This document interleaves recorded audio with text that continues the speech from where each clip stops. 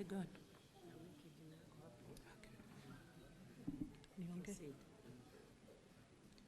I, Consolata Wakwabubi, having been elected a member of the Senate, do swear in the name of the Almighty God that I will bear true faith and allegiance to the people and the Republic of Kenya, that I will obey, respect, uphold, preserve, protect, and defend this Constitution of the Republic of Kenya, and that I will faithfully and conscientiously discharge the duties of a member of Parliament.